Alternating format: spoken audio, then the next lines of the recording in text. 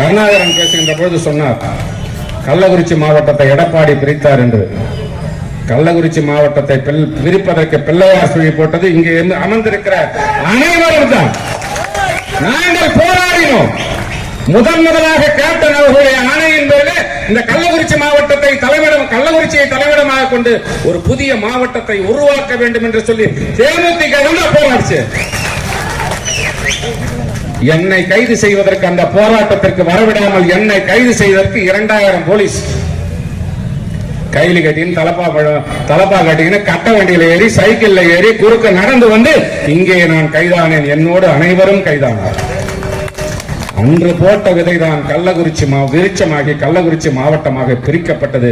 அது மட்டுமல்ல, இந்த கள்ளக்குறிச்சி பகுதி மக்களுக்கு நான் இன்னொரு உண்மையும் சொல்லுகிறேன்.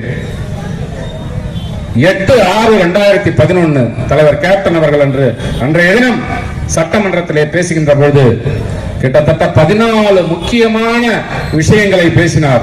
அதிலே 3 விஷயங்கள் இந்த மாவட்டத்தை உள்ளடக்கியது. ஒன்று, கள்ளக்குறிச்சியை தலைமையிடமாக கொண்டு ஒரு புதிய மாவட்டம் வேண்டும் என்று எதிர்க்கட்சி தலைவராக அன்றைய தினம் சட்டமன்றத்தில் அவர் பேசினார்.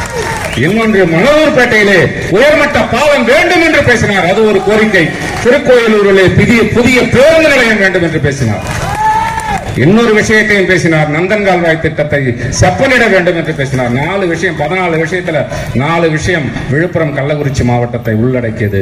அதிலே 3 விடயங்கள் இந்த கள்ளக்குறிச்சி மாவட்டத்தை மையமாக கொண்டு வலியுறுத்தப்பட்டது. அதனால கள்ளக்குறிச்சி மாவட்டத்தை யார் வேண்டுமானாலும் பிரித்திருக்கலாம். அதற்கு வித்திட்டது தேசிய முற்போக்கு திராவிட கழகம்.